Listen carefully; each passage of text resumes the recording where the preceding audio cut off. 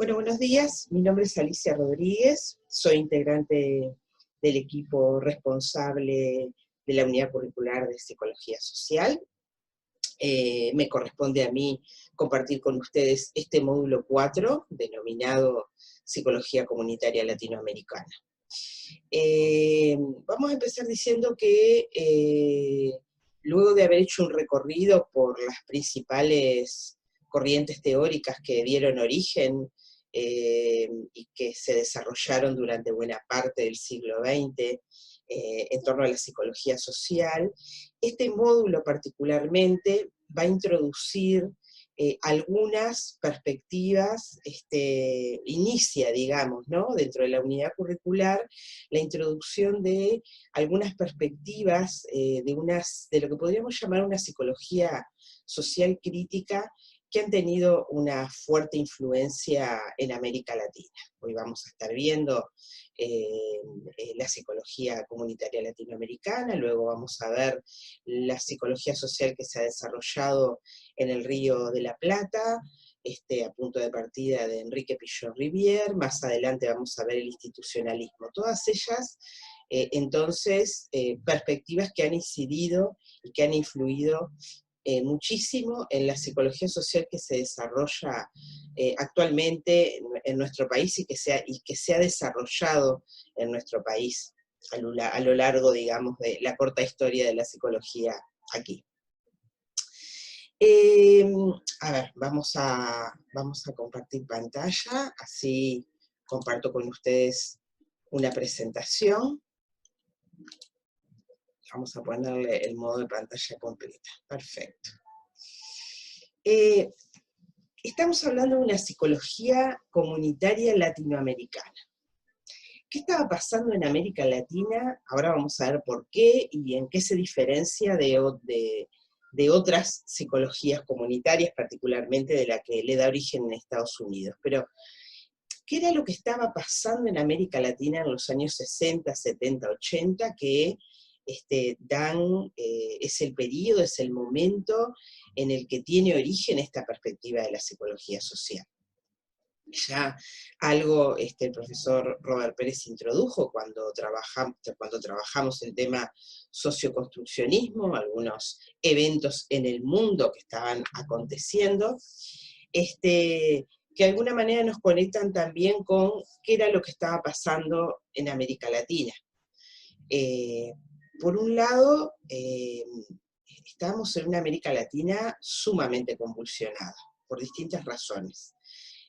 Múltiples movimientos de protesta, muchos de ellos iniciados por los estudiantes, en general en alianza, digamos, con la clase trabajadora. Se destacan en este sentido dos eventos muy relevantes, como es la llamada Matanza de Tlatelolco, que sucede en el año 68 en México, que fue el asesinato de unos 500 estudiantes aproximadamente, a punto de partida de una huelga general, de una protesta que se inició digamos, en reclamos hacia el gobierno, en reclamos vinculados a la disminución de la desigualdad social. Bueno, la movilización, digamos, termina en una masacre en la Plaza de las Tres Culturas en México. Por otro lado, el Cordobazo, el llamado el Cordobazo, una movilización también en Córdoba, en Argentina, llevada adelante inicialmente por el movimiento obrero y seguida por el movimiento estudiantil y la población en su conjunto, que termina en ese momento con la dictadura de Onganía, y que estaban movimientos estos que estaban muy influenciados por las transformaciones que había traído, que estaba trayendo el Mayo francés, que como ustedes saben, estaba suponiendo una revolución en todos los planos de la vida, digamos, una alteración en las formas de pensar en todos los planos de la vida. Por otro lado, estaban emergiendo revoluciones socialistas también en América Latina. Recuerden que en el 59 había triunfado la revolución cubana, más adelante el gobierno de Salvador Allende en Chile es elegido democráticamente, pero rápidamente es reprimido, digamos, o es boicoteado por las fuerzas militares del país. En Nicaragua acontece en el 79 una revolución sandinista, también una revolución socialista. De alguna manera, entonces, en América Latina había un cuestionamiento desde las bases de lo que venía siendo el desarrollo capitalista, que estaba concretándose en revoluciones y en la instalación de gobiernos y de formas alternativas de de sociedad, digamos, ¿no? De sistemas económicos y sociales que regían el mundo. Ante esto surge la respuesta de Estados Unidos, ante las amenazas, digamos, del avance del socialismo, particularmente a través de la Alianza para el Progreso, impulsada por Kennedy, en los años 60, que consistía en un programa, digamos, en un paquete de ayuda económica, política y social para América Latina, que sobre la base de la llamada guerra contra la pobreza, una pobreza que venía en ascenso, precisamente sostenida en ese sistema capitalista que lo que venía haciendo era profundizar las desigualdades. Bueno, lo que la llamada Alianza para el Progreso intenta instalar es una suerte de capitalismo reformista. Toma alguna de las reivindicaciones, como por ejemplo la reforma agraria, pero la toma para controlarla, para controlar el avance de estos movimientos revolucionarios que se estaban dando en distintos puntos de nuestro continente. Fue muy famosa la conferencia que se realiza de esta Alianza para el Progreso en Punta del Este, en 1961, en donde participó Salvador Allende y el Che Guevara. Cuba luego no va a firmar esta alianza, bueno, y finalmente es una propuesta o es un paquete programático que termina fracasando, y que de alguna manera como instrumento para instalar un nuevo ciclo del capitalismo, el ciclo neoliberal, la etapa neoliberal del capitalismo, se instauran en varios de nuestros países, particularmente del Cono Sur, dictaduras, ¿sí? De alguna manera el planteo es que fue la forma de instalar esta nueva etapa en el capitalismo en el continente. Estamos viviendo entonces una América Latina sumamente convulsionada, por un lado la lucha por instalar sociedades alternativas a la sociedad capitalista que venía generando profundas desigualdades sociales, y por otro lado movimientos represivos muy importantes que, bueno, que en algunos casos se plasman entonces en dictaduras, en otros casos se plasman en fuertes movimientos represivos. ¿Qué venía pasando a nivel de las ciencias sociales en general y de las ciencias humanas, en el campo intelectual? De alguna forma todos estos cuestionamientos al capitalismo son expresados en el conjunto de las ciencias sociales. De alguna forma se van instalando alternativas a los desarrollos tradicionales de estas disciplinas, alternativas que de alguna manera buscaban dar respuesta a los problemas acuciantes que América Latina estaba teniendo. Buscaban de alguna manera también acompañar esos procesos o esas ansias de transformación social que estaban emergiendo. De este modo surge, por ejemplo, en el campo de la sociología, Orlando Falsborda, que desarrolla una sociología militante, que critica profundamente la sociología que venía desarrollándose hasta el momento. En el campo de la educación popular tenemos al conocido pedagogo Paulo Freire, que instala una forma alternativa de pensar la educación, que instala todo un programa de alfabetización que coloca al llamado alumno, digamos, en un lugar totalmente distinto al que venía siendo considerado por la educación tradicional. A nivel de la teología también se da todo un movimiento que es la teología de la liberación, que es una teología que propugna, digamos, la iglesia a favor o de la mano, digamos, de los sectores más pobres de nuestro continente. También en el plano de la economía surgen lo que se deben llamar las teorías de la dependencia, que criticaban profundamente los planteos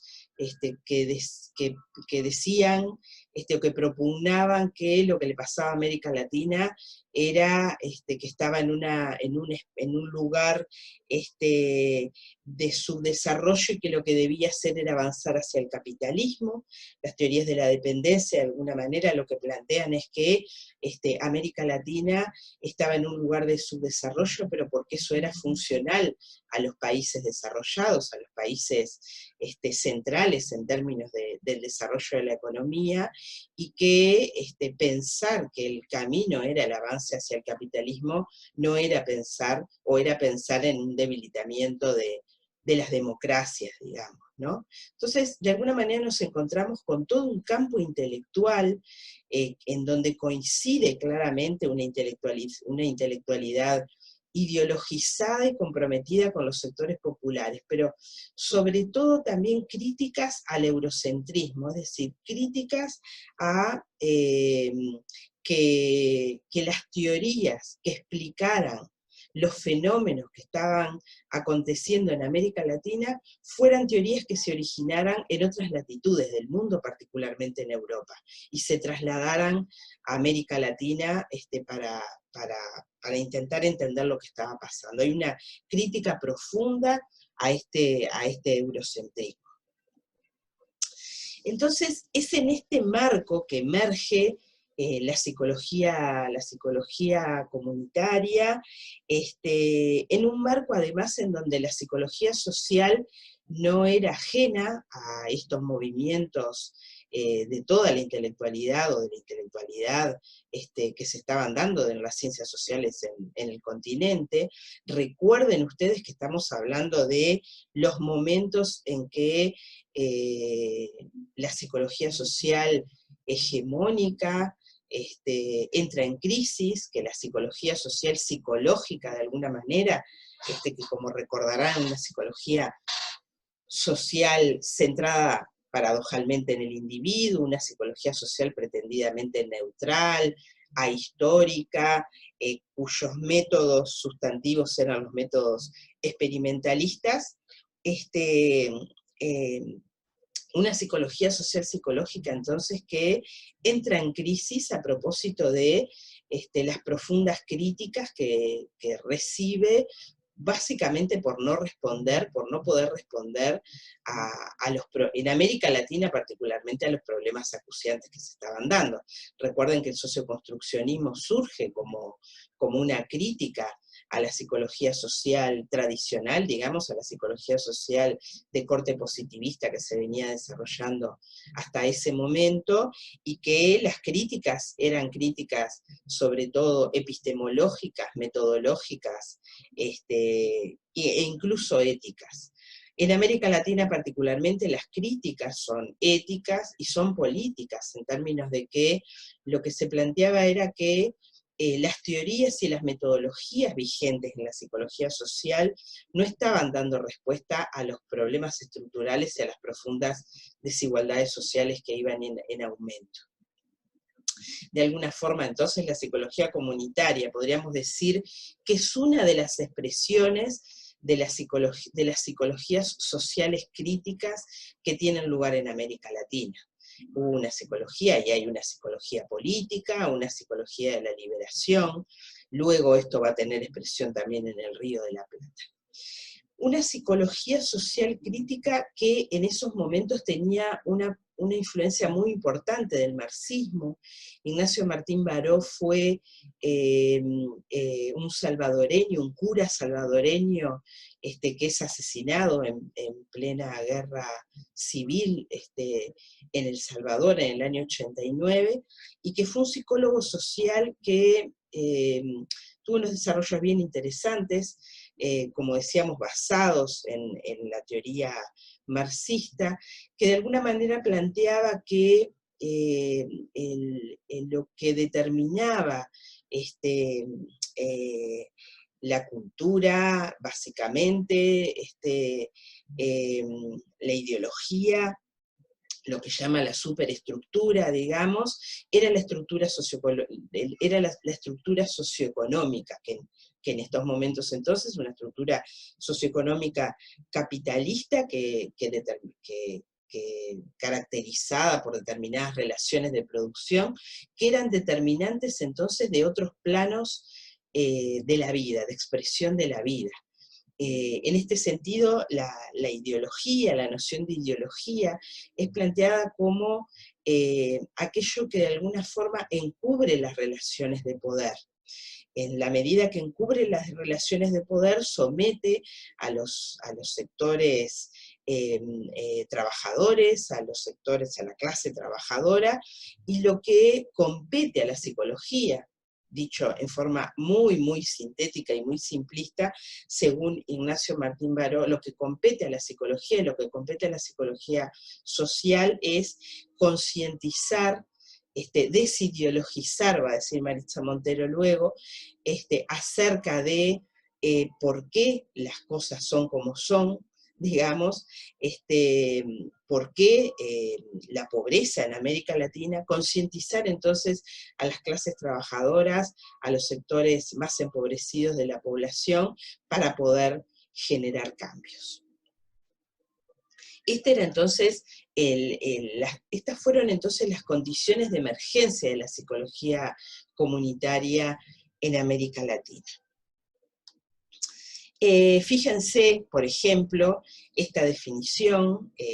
Maritza Montero, que es una de las exponentes principales de la psicología comunitaria en el mundo, es una venezolana, dice: la psicología social comunitaria busca conocer e intervenir sobre los factores psicosociales que permiten desarrollar, fomentar y mantener el control y el poder que los individuos pueden ejercer sobre su ambiente individual y social para solucionar problemas que los aquejan y lograr cambios en esos ambientes y en la estructura social. Fíjense entonces cómo en este contexto de avance, digamos, y de profundización de las desigualdades sociales en América Latina, en este contexto de puja entre los movimientos que intentaban cambiar el sistema, la estructura social que de alguna manera generaba esas desigualdades, a la psicología, y particularmente a esta psicología comunitaria, lo que le interesa es que las personas, los sujetos, aumenten, digamos, su posibilidad y sus capacidades para controlar y para generar modificaciones y cambios en sus ambientes, no solo en sus ambientes inmediatos, sino en la estructura social. Entonces acá queda como muy claro cómo esta psicología comunitaria va de la mano de, como decíamos hoy, de estos procesos críticos de las ciencias sociales en general, y va de la mano también de esta coyuntura que América Latina vivía. La propia Maritza Montero habla de vidas paralelas. En Estados Unidos, en el año 65, se realizaba una conferencia dirigida a psicólogos que buscaban, se llamaba Conferencia sobre la Educación de Psicólogos para la Salud Mental Comunitaria, que básicamente lo que supuso fue, bueno, un encuentro entre colegas, en donde se generaron movimientos críticos, sobre todo vinculados a las formas en que la salud mental, o mejor dicho, la enfermedad mental, era abordada. Implica todo un movimiento de crítica a la institucionalización, digamos, a que la atención se centrara en la enfermedad, la atención a la salud mental particularmente, se centrara en la enfermedad y además se centrara en las instituciones. Lo que van a plantear, partiendo de la base de la influencia del medio ambiente y particularmente de la vida cotidiana, digamos, en la producción o en la creación de salud y en la manutención de la salud de las personas, sobre la base entonces de la influencia de ese medio ambiente. Lo que se va a debatir aquí es la necesidad de que la psicología y la psicología comunitaria saliera de las instituciones, que se aproximara precisamente al trabajo con las personas en su vida cotidiana, porque era allí en donde se producía su salud, o en donde se daban los procesos de salud o enfermedad. Es la primera vez que, o sería la primera vez que se nombra, decía Maritza Montero en ese momento, a la psicología como esta psicología comunitaria como tal, es la primera vez que se habla de psicología comunitaria. Pero fíjense que sin saberlo en América Latina, también en esos momentos no existían las formas de comunicación que existen hoy, en donde una tiene la posibilidad de acceder al conocimiento que se está produciendo en otros países en forma casi que simultánea. En esos momentos esto no acontecía. Paralelamente, entonces, y sin saberlo, en América Latina se estaba dando esta crisis de la psicología social que decíamos, que antes mencionábamos, y sobre todo estaba emergiendo esta psicología comunitaria, más que nada en Centroamérica, y que ya no, y esta es una diferencia sustantiva con la psicología comunitaria que se desarrolla en Estados Unidos, que luego va a tener sus derivaciones, que no vamos a poder profundizar aquí, pero que es importante, digamos. Aquí hay un aspecto distintivo de la psicología comunitaria en América Latina, y es que lo que cuestiona es la estructura de poder y la distribución de la riqueza. Ya no solo, dice, no es solo el medio ambiente cotidiano, digamos, ese entorno más inmediato en el desarrollo de los sujetos, el que incide en la salud mental y el bienestar de la población, sino que es la estructura social en su conjunto, digamos, la estructura de poder, la distribución de la riqueza, es eso lo que de alguna manera está determinando las consecuencias de sufrimiento que vivía gran parte de la población en el continente.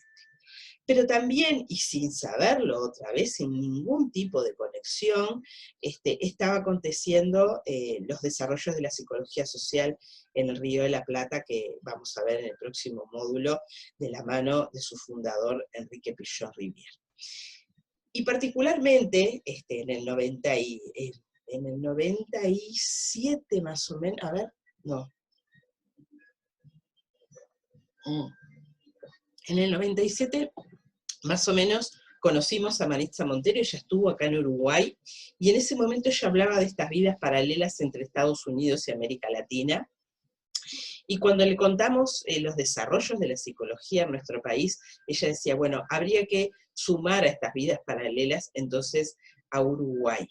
Y en Uruguay, precisamente, teníamos a Juan Carlos Carrasco, como ustedes saben es uno de los fundadores, fue uno de los fundadores de la psicología en nuestro país, y que ya en 1969, previo a la dictadura en nuestro país, luego él se exilia y no puede seguir, o sigue desarrollando estas líneas, pero de alguna manera toma también como caminos diversos en sus desarrollos, en el exilio y luego también cuando regresa. Pero fíjense que Juan Carlos Carrasco en 1969 estaba diciendo esto al cerrar uno de sus trabajos. Dice, en síntesis, el presente trabajo se ha propuesto de una manera muy resumida enfatizar el hecho de que los psicólogos, particularmente latinoamericanos, reflexionen sobre la necesidad de una modificación de fondo en sus objetivos y métodos para pasar de una manera verdadera o auténtica de una psicología individualista a una psicología comunitaria, de una psicología aséptica, o sea, neutral, ¿no?, a una psicología comprometida, de una psicología teórica a una psicología de la cotidianeidad. Juan Carlos Carrasco estaba criticando también, haciendo una fuerte crítica a la psicología que se estaba desarrollando en Latinoamérica. Insisto en esto, sin conexión con estos otros desarrollos que se estaban produciendo en América Latina y en Estados Unidos particularmente. No por casualidad, digamos, entonces acontecen estas vidas paralelas. Juan Carlos Carrasco va a ser un antecedente, propulsor, digamos, importantísimo en la creación de la psicología comunitaria en nuestro país, a pesar de que, como decía hoy, la dictadura aborta sus desarrollos en nuestro país y los tiene que seguir realizando en el exilio, en una diversidad de campos de la psicología. Entonces, ¿qué particularidades tiene esta psicología comunitaria latinoamericana? Además de esto que decíamos de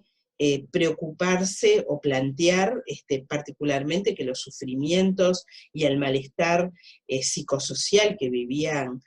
se vivía en América Latina, que vivía la población, era debido a la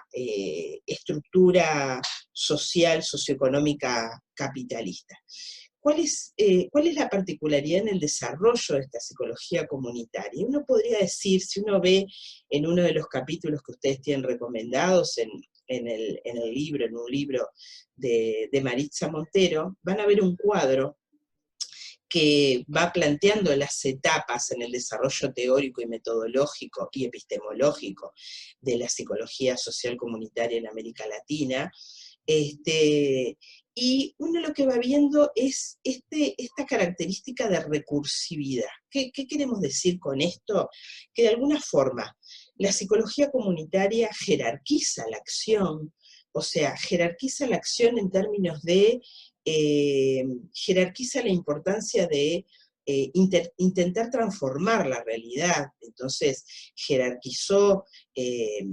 más que inicialmente teorizar sobre la realidad, jerarquizó la intervención y el accionar sobre la realidad en relación a los problemas, abordando los problemas que eran acuciantes, insisto, en esos momentos, como lo siguen siendo ahora. De alguna forma, a punto de partida de esa acción, instaura procesos de reflexividad sobre la intervención, sobre los efectos de la intervención, sobre los efectos o no en los cambios deseados en los procesos sociales en los que intervenía. Es a partir de ahí, y en diálogo con una pluralidad de teorías y de disciplinas que va construyendo sus categorías teóricas, sus categorías conceptuales, y que va también conformando sus metodologías, que como vamos a ver después tienen un fuerte componente participativo, y es a partir de allí que termina formulando un paradigma propio de la psicología comunitaria. Es decir, no es una psicología que parte de la teoría, digamos, para ir a la acción, sino que es una psicología que parte de la acción y que es desde la acción, sin duda, parte de una acción que no lo hace desnuda, digamos, de teorías, pero en donde lo que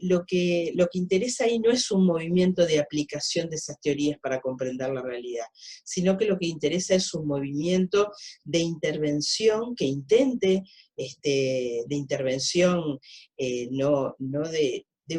una acción que no es un activismo, digamos, sino que es una acción reflexionada, para desde ahí construir los marcos teóricos y para desde ahí también luego construir y formular un paradigma. Precisamente, también en este texto de Maritza Montero ustedes van a encontrar que ella termina formulando lo que llama el paradigma de la construcción y de la transformación crítica, un paradigma que da cuenta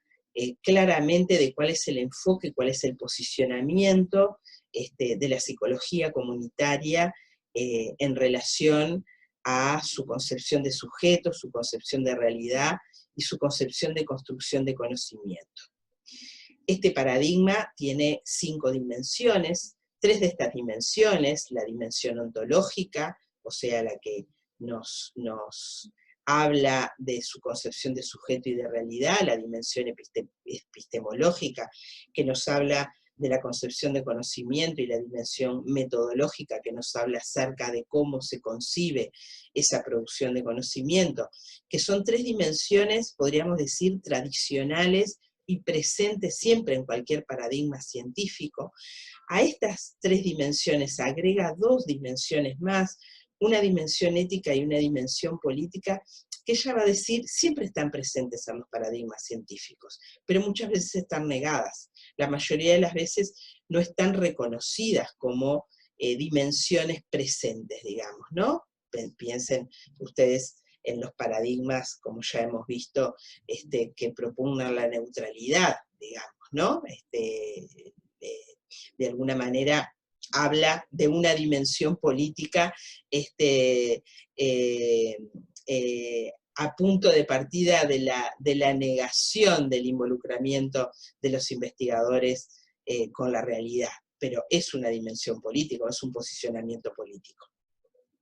Ella lo que va a decir es que en el paradigma de la psicología comunitaria, estas 2 dimensiones, la dimensión ética y la dimensión política,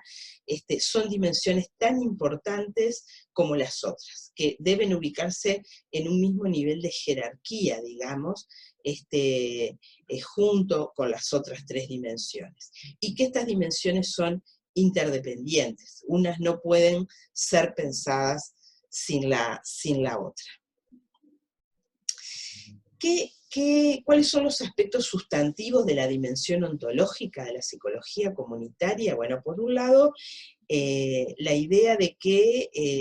el sujeto, la noción de sujeto que la psicología maneja, es la noción de un sujeto como actor, entendido como actor social.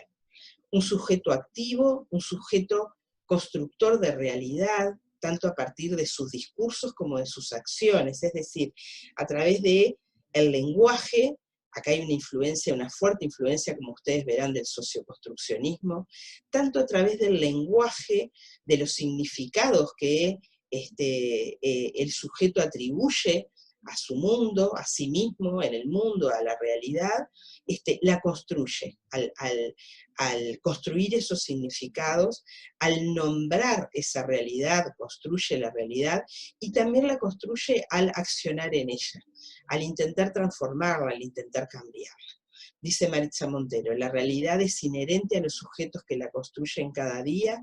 activa y simbólicamente, dándole existencia. Los sujetos son parte de la realidad al tiempo que la construyen, digamos, ¿no? Acá es clarísima la influencia del socioconstruccionismo que tiene en esta dimensión ontológica. El actor, el sujeto de la psicología comunitaria, es un sujeto activo, entonces es un sujeto con potencialidades. Es un sujeto con potencialidades de pensamiento, con potencialidades de organización, con potencialidades de crear alternativas y crear estrategias para poder resolver, digamos, su cotidianeidad. Potencialidades estas que son condición para el desarrollo de su autonomía y para que pueda tomar decisiones en relación a su propia vida. Esto es un componente fundamental para la psicología comunitaria, porque en la medida que los sujetos tienen esta potencialidad de tomar, de pensar, de analizar su situación, de criticar la realidad, entonces tienen la posibilidad de generar autonomía, y entonces tienen el derecho a participar de todas aquellas acciones que supongan incidir en su propia vida.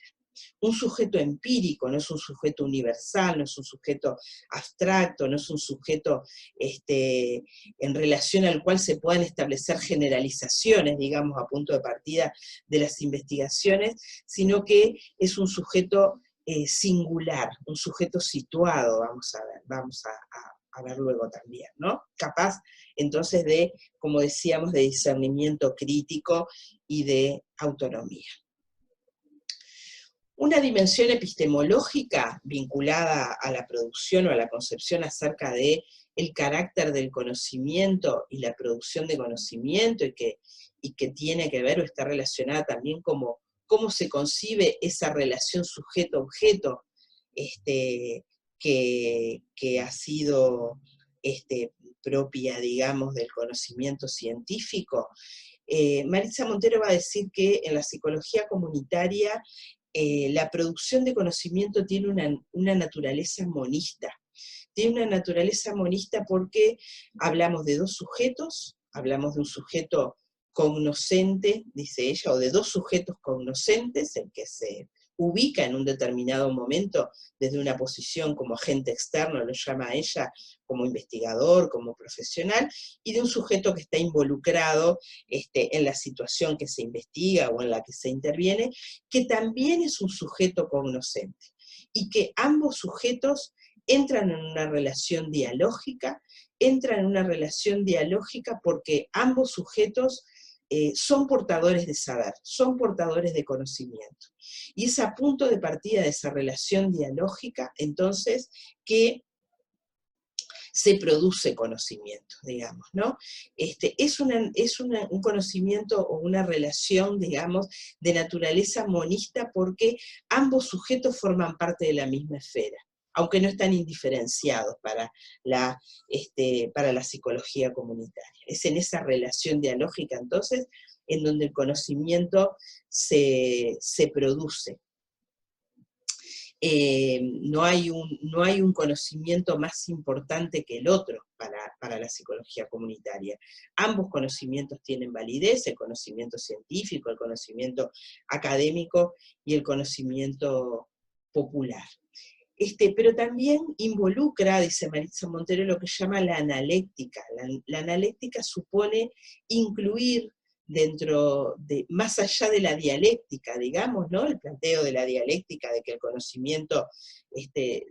se produce a punto de partida de la tesis sobre la base de contradicciones, ¿no? Y de la reflexión sobre contradicciones, la tesis, la antítesis y la síntesis. Bueno, ella dice, la analéctica es un concepto filosófico, va a permitir incluir en esa dialéctica la diversidad, la extrañeza del otro no imaginado, la idea de que hay un otro distinto al investigador, al profesional, digamos, cuyo saber, cuyo conocimiento es legítimo, es válido, y que yo no puedo captar en su totalidad, digamos, ¿no? Tengo que saber que siempre, tengo que saber que hay un otro, digamos, que tiene derecho de autodeterminación en el desarrollo de sus vidas. La dimensión metodológica totalmente coherente con la dimensión epistemológica y ontológica supone una ruptura de la tradicional dicotomía teoría-práctica, investigación-intervención. Supone una ruptura porque lo que se plantea, como decíamos hoy, en este movimiento recursivo que hace de alguna manera la psicología comunitaria y que supone una reflexión sobre la práctica para producir conocimiento, en ese proceso no hay separación clara entre investigar, producir conocimientos e intervenir. Para la psicología comunitaria, la investigación tiene sentido siempre y cuando tenga consecuencias de transformación, tenga consecuencias de cambio social. Se instituye de este modo la llamada investigación-acción participativa como un modelo metodológico que ustedes van a ver, si es que ya no lo han hecho en investigación cualitativa, pero no es el único. La característica fundamental de la metodología en psicología comunitaria es su flexibilidad, en donde los investigadores tienen,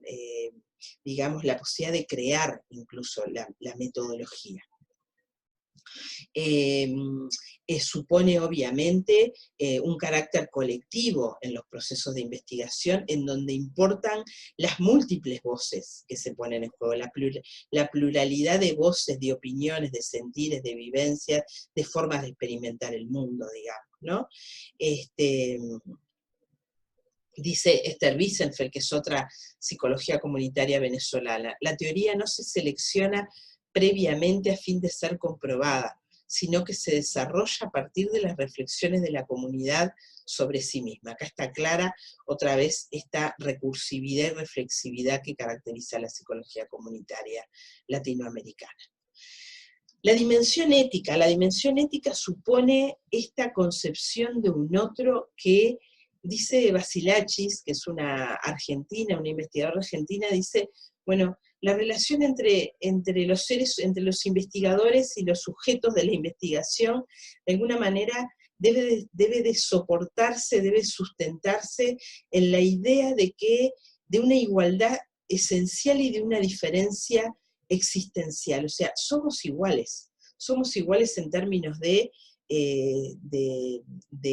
que somos seres humanos, somos iguales en lo que respecta a la condición humana, digamos, que nos asimila, que nos une, pero sin lugar a dudas que al mismo tiempo somos muy diferentes porque tenemos existencias muy diferentes, ¿no? Entonces esto implica incluir la diversidad, incluir la noción y la idea de que somos diversos y sobre todo respetar esa diversidad. Respetar esa diversidad no en términos de una benevolencia compasiva, como dice Falsborda, ¿no? Respetar esa diversidad en términos de saber entonces que hay un otro que puede pensar, experimentar y que de hecho así es, experimenta las cosas distintas, en forma diferente a cómo las experimento yo y que por lo tanto no hay una única verdad.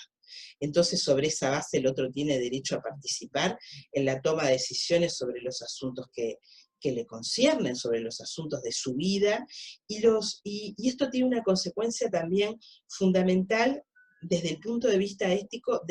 que implica una vigilancia permanente de nosotros mismos, una vigilancia permanente de nuestros puntos de vista, una vigilancia permanente de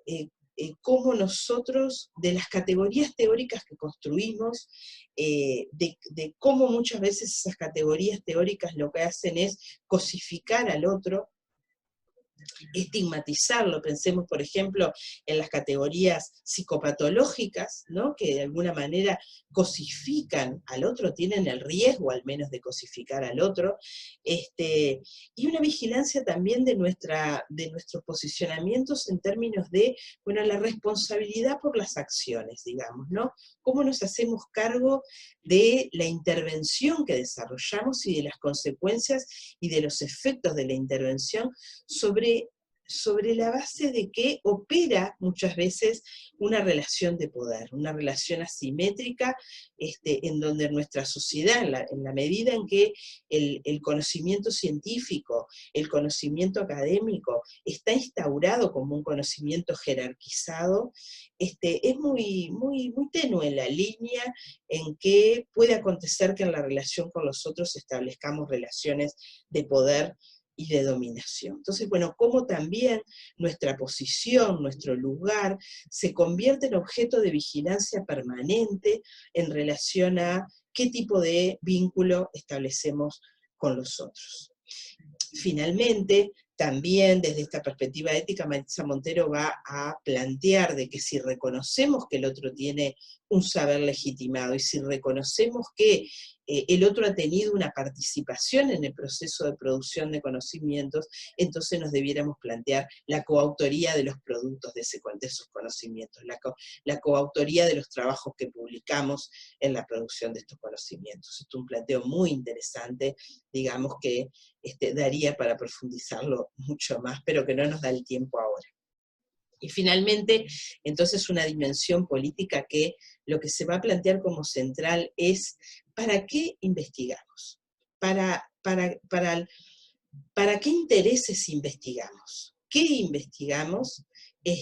cuál es la intencionalidad de lo que investigamos, cuál es la intencionalidad de la producción de conocimientos y otra vez cuáles son los efectos de esa producción de conocimientos. Esto es un aspecto político fundamental. Fíjense cómo acá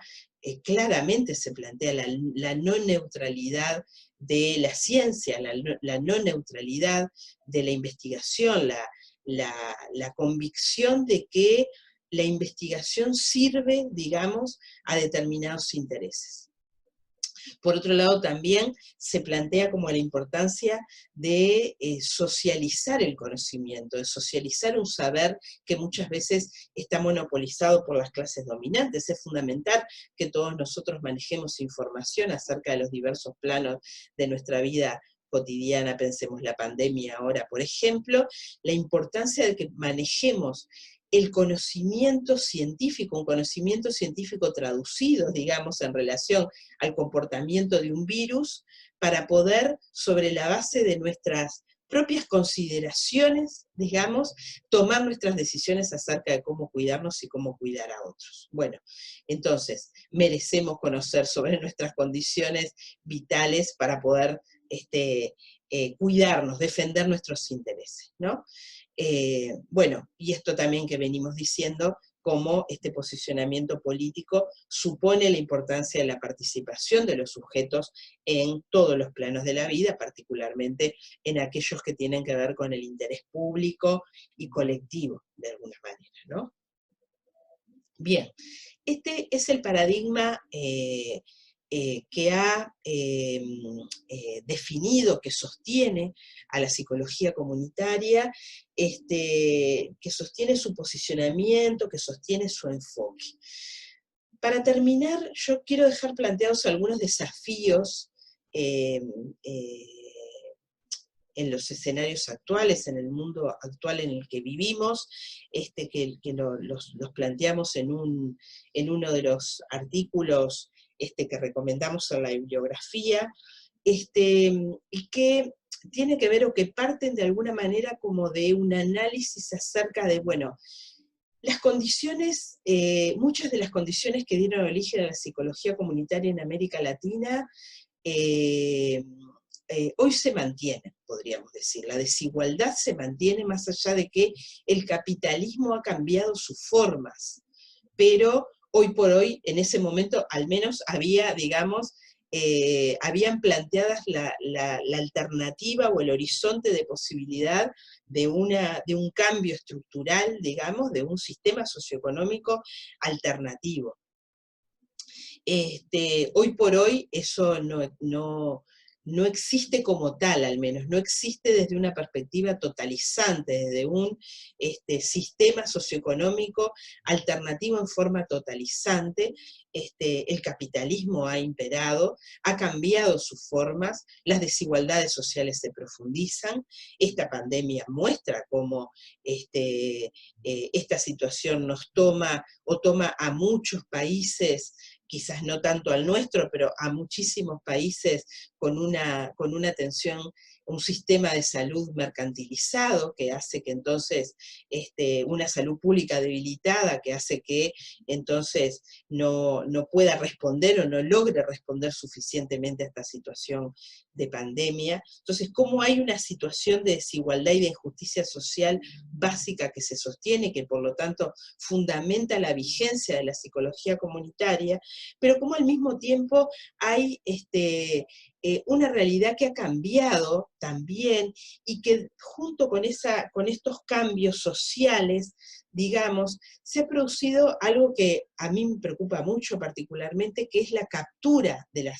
algunas categorías o de algunos conceptos que ha manejado y que maneja la psicología comunitaria, que la ha manejado tradicionalmente. Pensemos, por ejemplo, en las múltiples formas en las que se utiliza la noción de participación. las múltiples formas en las que se utiliza la noción de comunidad, la noción de empoderamiento, todas estas nociones centrales en la psicología comunitaria que de alguna manera han sido capturadas y han sido vaciadas de sentido. Entonces, hay un riesgo en ese vaciamiento de sentido de estas categorías al debilitamiento de su potencia transformadora. Hoy habla de participación un organismo transnacional como es el Banco Interamericano de Desarrollo a la hora de realizar préstamos a los países latinoamericanos como un movimiento social que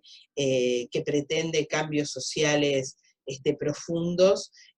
o una comisión de vecinos en un barrio, todos, o de participación, o las políticas públicas, digamos, ¿no? De participación se habla en diversos, se habla desde distintos posicionamientos en relación a los intereses que existen de cambiar o no el status quo. Entonces, esta captura, digamos, de los conceptos, esta captura de estas nociones, nos lleva como a prestar atención, entonces, a que estas nociones no pierdan como esa potencialidad transformadora. En América Latina, además, lo que ha sucedido con la psicología comunitaria ha sido una progresiva institucionalización. Los psicólogos comunitarios, las psicólogas comunitarias trabajan en el campo de las políticas públicas, eso implica un campo que somete a la psicología comunitaria a múltiples tensiones y contradicciones, porque a veces las políticas públicas son un campo y un escenario muy complejo, en donde muchas veces van en una dirección contraria, digamos, a la que la psicología comunitaria se plantea, o conciben al sujeto de una forma distinta a la que la psicología comunitaria se plantea. Entonces, es fundamental, es imprescindible profundizar en la perspectiva crítica de la psicología comunitaria. En este trabajo que les decía, lo que hacemos es precisamente centrarnos en algunas preocupaciones que nos parece que es fundamental abordar actualmente en esta psicología comunitaria. Y las digo en forma muy sintética para ir terminando. Por un lado,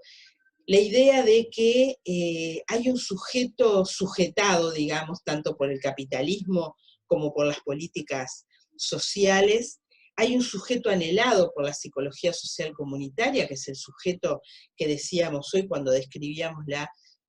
dimensión ontológica, y que es fundamental sobre la base, en tal caso, de ese sujeto anhelado, pero de un sujeto que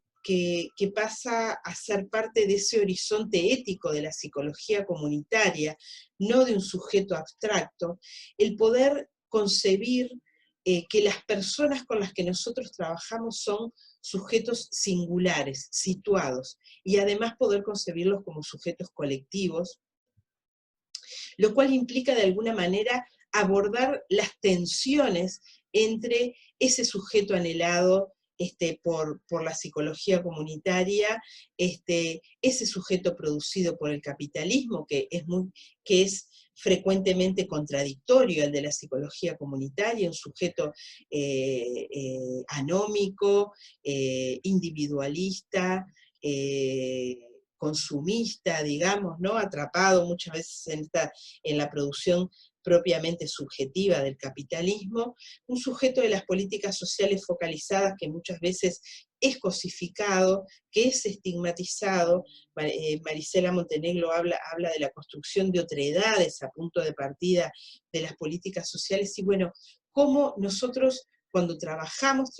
con sujetos considerados colectivamente, y trabajamos con sujetos singulares en donde estas contradicciones existen, están presentes, y solamente en el diálogo con ese sujeto singular situado, digamos, es posible construir caminos de salida, es posible construir cambios o transformaciones a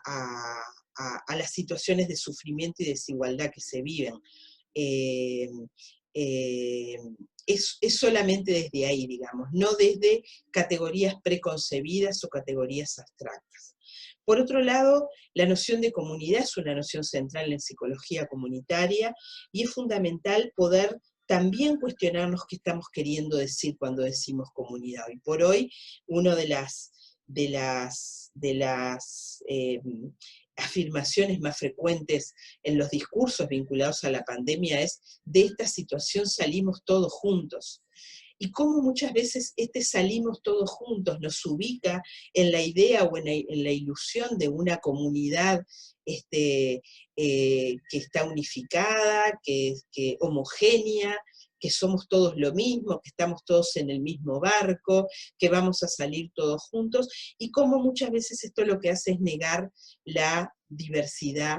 la desigualdad profunda que existe, de que estamos todos metidos en esta pandemia, pero estamos metidos en esta pandemia en posiciones muy desiguales y muy distintas. No todos podemos quedarnos en nuestra casa, no todos tenemos casa para quedarnos encerrados, digamos, ¿no? Para cuidarnos. Entonces, bueno, cómo de alguna manera muchas veces la comunidad o la noción de comunidad se confunde con esta ilusión de unidad y de homogeneidad, que es sumamente riesgosa, porque lo que tiende a hacer es que para mantener esa unidad, esa homogeneidad y esa cohesión, lo que va a hacer es crear la diferencia con un otro que lo va a terminar descalificando y excluyendo. Por otro lado también, la importancia de poder considerar cómo los riesgos o los efectos que ha tenido el hecho de que la psicología comunitaria haya trabajado fundamentalmente con los sectores de pobreza, excluidos, y muchas veces cuando se habla de el trabajo con los sectores de pobreza o excluidos, se tiende a esencializar, digamos, ¿no? Y se pierde de vista que la pobreza no es una esencia, la exclusión no es una esencia.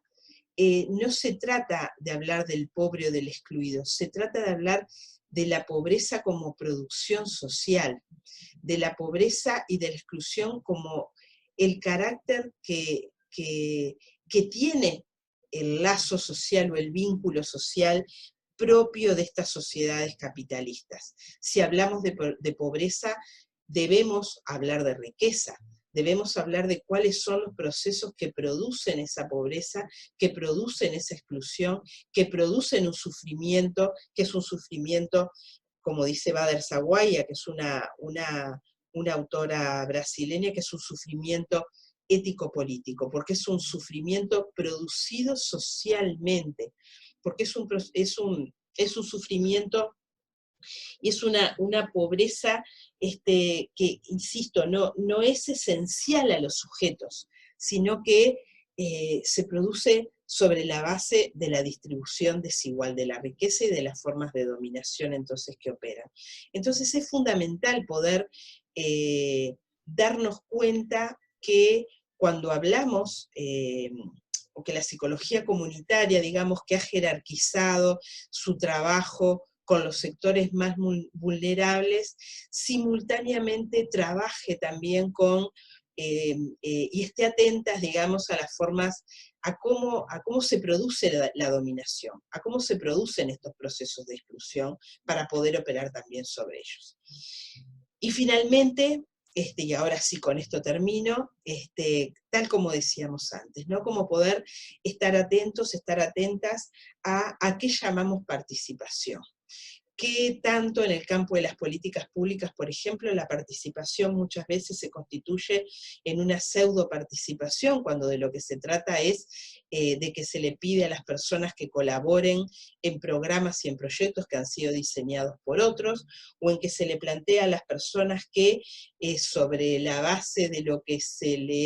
del servicio que se le brinda, ella tiene que brindar una contraprestación, como si el servicio que se brinda no fuera un derecho, digamos. Entonces, ¿qué tanto las personas están incidiendo en las políticas, en este caso, en los procesos? Sin lugar a dudas, decimos nosotros en este trabajo, los movimientos sociales y particularmente las nuevas formas de participación, tenemos que tener mucho cuidado también en imponer modelos de participación hoy por hoy emergen, digamos, formas de participación y de acción colectiva muy diversa a los modos tradicionales de participar y a los movimientos sociales tradicionales. Es desde estas formas de participación, es desde los movimientos sociales que, sin lugar a dudas, la psicología comunitaria tiene mucho para aprender acerca de los procesos participativos. Bueno, por ahí era lo que quería compartir con ustedes. Por supuesto que estamos a las órdenes para intercambiar en el foro que abriremos particularmente para este módulo acerca de todos aquellos aspectos que, bueno, quieran ustedes comentar o que les generen particularmente algunas interrogantes. Bueno, buenos días para mí, quizás para ustedes sea buenas tardes o buenas noches. Espero que puedan disfrutar de la clase como yo disfruté en compartirla, a pesar de esta situación un poco extraña, que es como que una está hablando con una misma. Bueno, chau chau.